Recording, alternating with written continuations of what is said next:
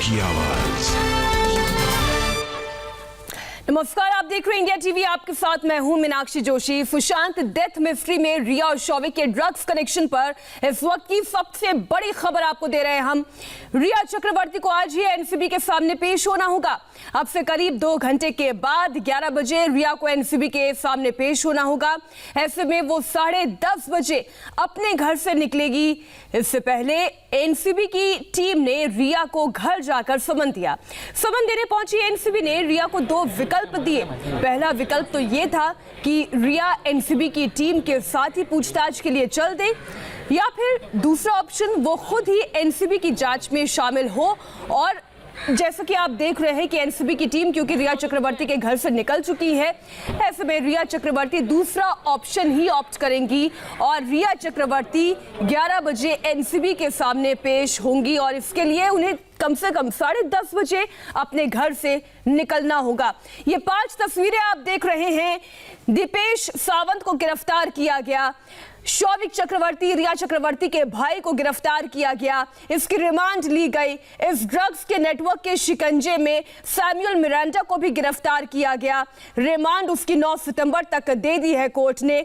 और अब रिया चक्रवर्ती को एनसीबी का समन। आज रिया चक्रवर्ती को इस पूरे मामले में पूछताछ के लिए एनसीबी के सामने पेश होना है और समय मुकर्रर किया गया है ठीक 11 बजे का। इस वक्त की बड़ी खबर हम आपको दे रहे हैं। रिया से ड्रग्स के मामले में सवाल जवाब होंगे। रिया चक्रवर्ती से पहले कई बार ये कह चुकी है कि वो ड्रग्स नहीं लेती है, उसने ड्रग्स नहीं खरीदा, लेकिन आज ये साफ हो गया कि ड्रग्स के मामले में रिया चक्रवर्ती का भी हाथ शामिल था। हमारे संवाददाता दिनेश मौर्य रिया चक्रवर्ती के घर से लाइव जुड़े हुए हैं। दिनेश, मुश्किल आज रिया चक्रवर्ती की यह है कि अब वो झूठ नहीं बोल सकती। सच यही है कि एनसीबी का समन है रिया को और आज एनसीबी के सामने रिया को पेश होना होगा। जी बिल्कुल सही कहा आपने। देखिए, एक और चीज आपको मैं बता दूं, जब से सुशांत का पूरा मामला आया था और जिस दिन रिया ने अपनी चुप्पी तोड़ी थी तो उसने तमाम सवालों के जवाब दिए थे, लेकिन जैसे ही ड्रग्स को लेकर सवाल पूछा जाता था वो खामोश हो जाती थी। रिया कहती थी कि ये मामला फिलहाल कोर्ट में है, इसकी जांच चल रही है, इसीलिए मैं इस बारे में कुछ नहीं कहूंगी। तो जब बाकी सवालों का, आरोपों का जब वो जवाब दे सकती थी, तब आखिर ऐसी क्या चीज थी कि ड्रग्स को लेकर जो आरोप लगे उन पर वो सफाई नहीं दे रही थी। और रिया शायद ये जानती है, एनसीबी के अगर दावों पर यकीन करे तो जो ड्रग्स खरीदे थे शौविक ने, उसका पेमेंट जो है वो रिया चक्रवर्ती के कार्ड से किया गया था। 12 ट्रांजैक्शंस निकल कर आए थे और इसीलिए यही सबसे बड़ी मुश्किल है रिया चक्रवर्ती की और शायद इसी वजह से वो अब तक बचती नजर आ रही थी। इसके अलावा जो पहला चैट रिट्रीव किया था जांच के बाद उनके मोबाइल से 2017 का था, जिसमें वो गौरव आर्या से बात करती है, जिसमें वो एडमिट करती है कि उन्होंने अपनी जिंदगी में एक बार सेवन किया है ड्रग्स का। तो गौरव आर्या से उनके क्या संबंध है ये जानना सबसे अहम होगा। इसके अलावा जया शाह और उनके बीच जो बातचीत हुई जिसमें वो कहा जाता है 4 ड्रॉप डालिए, और सुशांत के परिवार का भी यही आरोप है कि सुशांत की मर्जी के बिना उन्हें ड्रग्स दिया जा रहा था। तो इन आरोपों को लेकर कितनी सच्चाई है। और जो शौविक ने अपनी पूछताछ में खुलासा किया है, शौविक ने अपनी पूछताछ में कहा है कि रिया चक्रवर्ती ड्रग्स मंगाती थी, रिया शौविक जो है ड्रग्स का सेवन करते थे। और इतना ही नहीं, अन्य आरोपी जो सैमुअल मिरांडा है उसने भी कहा था कि रिया को जब भी ड्रग्स की जरूरत होती थी तब वो अपने भाई शौविक को कहती थी, फिर शौविक जो है वो आगे की कड़ी सैमुअल मिरांडा को कहते या उसके जो ड्रग्स पेडलर्स दोस्त थे उनके जरिए ड्रग्स मंगाया जाता था। तो ये तमाम आरोप रिया चक्रवर्ती पर है। उन्होंने जो मीडिया में सफाई दी है ड्रग्स को लेकर वो हम सब जानते हैं, लेकिन बिल्कुल दिनेश, और इसलिए रिया चक्रवर्ती को समन भी दिया है एनसीबी ने। हमारी सहयोगी नम्रता भी जुड़ी हुई है। नम्रता, अगर ड्रग्स की इस चेन को एस्टैब्लिश करना है तो रिया चक्रवर्ती से पूछताछ जरूरी है। आज कितने बजे रिया चक्रवर्ती को पेश होना होगा एनसीबी के सामने?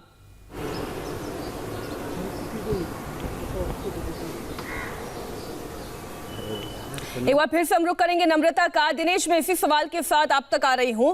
अगर हमें इस ड्रग्स की चेन को स्टैब्लिश करना है, अगर एनसीबी को यह समझना है कि रिया किस किस पैटर्न से ड्रग्स मंगवा रही थी और किसके जरिए मंगवा रही थी, किसके लिए मंगवा रही थी, इसके हर एंगल से जांच के लिए रिया चक्रवर्ती से पूछताछ होनी है।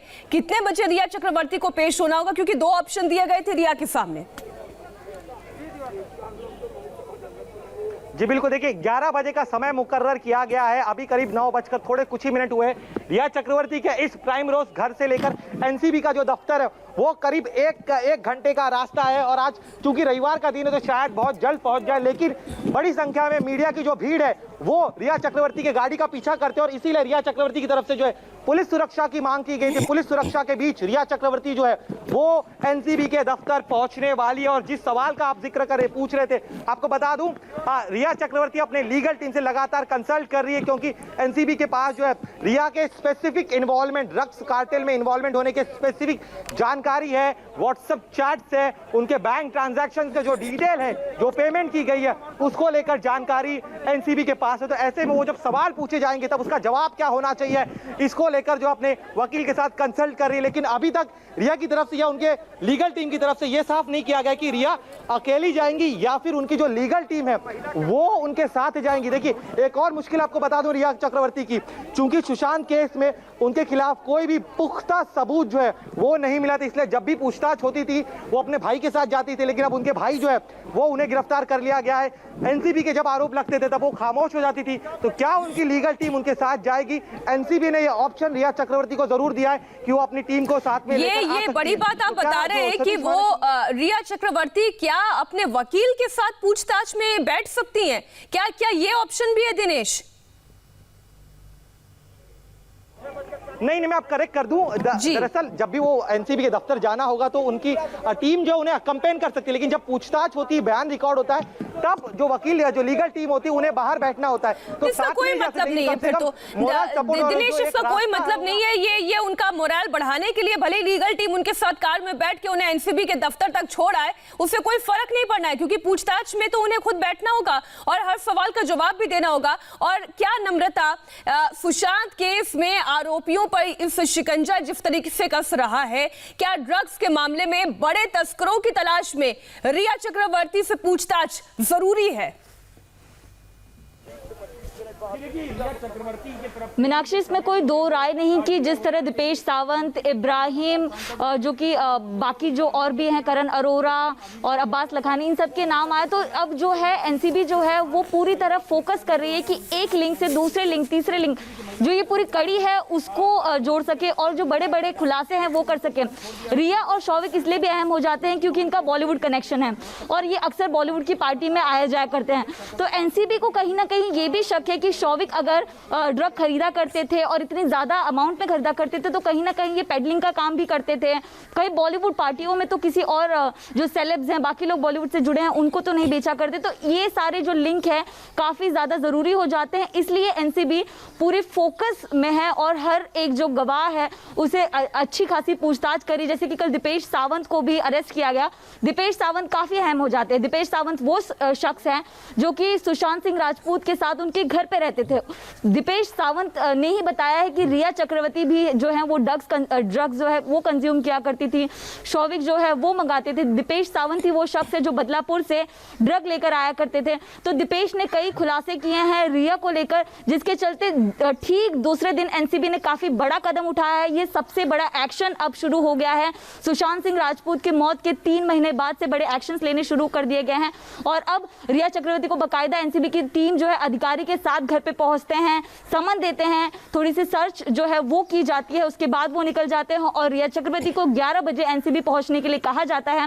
मैं आपको तस्वीरों के जरिए भी दिखाती हूँ मीनाक्षी कि ये रिया के बिल्डिंग का बैकयार्ड है और ये जो सामने आप ग्रे कलर की गाड़ी देख रही हैं, इसी में इससे उम्मीद की जा रही है कि रिया चक्रवर्ती इसी में बैठकर एनसीबी के दफ्तर की तरफ निकलेंगी। 10:30 बजे का वक्त बताया जा रहा है रिया के निकलने का, क्योंकि आज जो है संडे का वक्त है और ट्रैफिक भी नहीं होगा। तो तकरीबन यहाँ से आधे घंटे की दूरी है एनसीबी दफ्तर की और रिया चक्रवर्ती को 11 बजे तक पहुंचना है। 11 बजे का उनका समन, 11 बजे उनको सामने पेश होना है। तो इसी गाड़ी में बैठकर रिया चक्रवर्ती निकल सकती हैं 10:30 के करीब। इसके पहले ये होता था कि शौविक को भी साथ में पूछताछ के लिए बुलाया जाता था, लेकिन अब शौविक पर पहले ही एनसीबी का एक्शन जो है वो कंप्लीट हो चुका है। शौविक चक्रवर्ती को गिरफ्तार कर लिया गया है। तो आज उम्मीद की जा रही है कि रिया जो है अपनी लीगल टीम को लेकर यहाँ से निकल सकती हैं एनसीबी के दफ्तर की तरफ। और जो है एनसीबी ने अपने एक्शंस भी काफ़ी ज़्यादा तेज कर दिए दिए हैं और हम यहाँ पर लगातार मौजूद हैं हर अपडेट के लिए कि क्या कुछ रिया लीगल टीम को बताती हैं, कैसे आगे के जो है बाकी जो एक्शंस हैं वो कंप्लीट होते हैं। जी आप बने रहिए हमारे साथ। और जिस तरफ नम्रता आपने इशारा किया, दिनेश मौर्य, दरअसल मसला केवल सुशांत सिंह मौत की केस का नहीं रह गया, अब ये ड्रग्स रैकेट का केस भी बन गया है और इसमें अंतरराष्ट्रीय चेन भी हो सकती है, इसमें इंटर स्टेट चेन भी हो सकती है। ये पूरा सिंडिकेट क्या है ये समझने की कोशिश अब एनसीबी कर रही है। और अब रिया से इसलिए अभी तक सुशांत के मौत के मामले में भले वो बचने की कोशिश कर रही थी, यहां पर तो क्लियर कट सबूत उनके सामने दिखाई दे रहे हैं, यहां से उनका बचना नामुमकिन सा नजर आता है। जी बिल्कुल सही कहा आपने। देखिए दरअसल ये केस अब सिर्फ रिया चक्रवर्ती तक सीमित नहीं है। इस केस के जरिए एनसीबी जो है मुंबई में सालों से चले आ रहे उस ड्रग्स नेटवर्क की कमर तोड़ना चाहती है, जो अब तक जो कई सारे बॉलीवुड पार्टीज में जिस ड्रग्स का इस्तेमाल होता था, युवाओं को जो है ड्रग्स के चुंगल में फंसाया जाता था, करोड़ों का जो है कारोबार इस ड्रग्स के जरिए पिछले कई सालों से यहाँ पर मुंबई में होता आ रहा है। और एक और अहम चीज बता दूं, जब पहली बार ये पूरा मामला सामने उसके बाद नारकोटिक्स कंट्रोल ब्यूरो के डीजी ने साफ तौर पर कहा था कि जिस तरह 1993 बम धमाके के बाद नेशनल एजेंसीज और मुंबई पुलिस ने मिलकर मुंबई से अंडरवर्ल्ड का खात्मा किया, ठीक उसी तरह से अब वक्त आ गया है कि मुंबई, गोवा और आसपास के इलाकों में जहां जहां ड्रग्स का धंधा चलता है उन तमाम चीजों को खत्म किया जाए, क्योंकि यही वक्त है बड़े सालों से चले आ रहा है। और रिया चक्रवर्ती के जरिए खास तौर पे बॉलीवुड का जो लिंक अच्छा है, दिनेश, एक बात बताइए, आप इतने सालों से मुंबई में, आप महाराष्ट्र में रिपोर्टिंग कर रहे हैं, आप ये समझ रहे होंगे, आप भी जान रहे होंगे, मुंबई पुलिस जो है सबसे मजबूत पुलिस कही जाती है, सबसे टैलेंटेड पुलिस कही जाती है। उस पुलिस के नाक के नीचे ड्रग्स का धंधा हो रहा है, वहां पर सरकार है, सरकार के नाक के नीचे ये सब कुछ हो रहा है। क्या ये थोड़ा सा भी संभव है कि इन्हें पता ना चल रहा हो कि ये सिंडिकेट क्या है, ये रैकेट क्या है, कहां से ड्रग्स आ रही है, किसके जरिए आ रही है? कहीं ऐसा तो नहीं सुशांत सिंह मौत के मामले में इसलिए मुंबई पुलिस कभी ये ड्रग्स का मामला खोल ही नहीं पाई? अब जब ये मामला ईडी, एनसीबी, सीबीआई के हाथ में है तो इतनी सारी परतें खुल रही हैं। जी बिल्कुल सही कहा आपने। दरअसल देखिए इस पूरे सुशांत के केस को देखें तो मुंबई पुलिस की तरफ से शुरुआत से ही जो है इस पूरे मामले में लापरवाही बरती गई। अगर उन्होंने गहराई से जांच की होती तो ये शायद नारकोटिक्स का एंगल जो है वो सामने आ पाता। दूसरा जो आपका सवाल था इस पूरे रैकेट को लेकर, तो आपको बता दूं ना, मुंबई में मुंबई पुलिस का एक विंग है, एंटी नारकोटिक्स सेल, एएनसी, वो काम करते हैं ड्रग्स पर नकेल कसने का काम उनका है। साथ ही में एनसीबी का भी दफ्तर मुंबई में है, उनके जो मुंबई जोन होता है बाकायदा। तो इन दोनों ही विभागों का, राज्य सरकार और केंद्र सरकार, इन दोनों के ही जो नारकोटिक्स विभाग मुंबई में है, जो जिनका काम होता है पश्चिम जो इंडिया है वहां पर जो जिस तरह से ड्रग्स का रैकेट चलता है, और खास तौर पे मुंबई पुलिस, मुंबई सबसे बड़ा गढ़ है जिस पर जो आरोप लगता है कि बड़े पैमाने पर यहां पर ड्रग्स की बिक्री होती है, तो मुंबई पुलिस भी फेल हुई है, नारकोटिक्स कंट्रोल ब्यूरो भी फेल हुई है। अगर उन्होंने वक्त रहते तमाम ड्रग्स पेडलर्स, ड्रग्स सप्लायर्स पर कार्रवाई की होती तो शायद आज ये दिन नहीं देखना होता। दूसरी अहम चीज, और हो सकता है शायद सुशांत की भी मौत नहीं हुई होती, शायद सुशांत की भी मौत नहीं होती। ये जो डिप्रेशन की भी थ्योरी है, हो सकता है ड्रग्स की वजह से जो उनके नॉलेज में हुए बिना उन्हें दिया जा रहा था, या फिर वो खुद ले रहे थे, कोई भी पॉसिबिलिटी हो सकती है। लेकिन हो सकता है कि ये ड्रग्स भी बड़ी वजह बना हो सुशांत की मौत का। एक छोटे से ब्रेक के लिए हम रुक रहे हैं, हो रहे हैं फौरन हासिल इसी बड़ी खबर पर। भाई की गिरफ्तारी हो चुकी है, ड्रग्स वाली दीदी रिया चक्रवर्ती भी क्या गिरफ्तार होंगी, सवाल बरकरार है। एक छोटा सा ब्रेक, होंगे फौरन हासिल।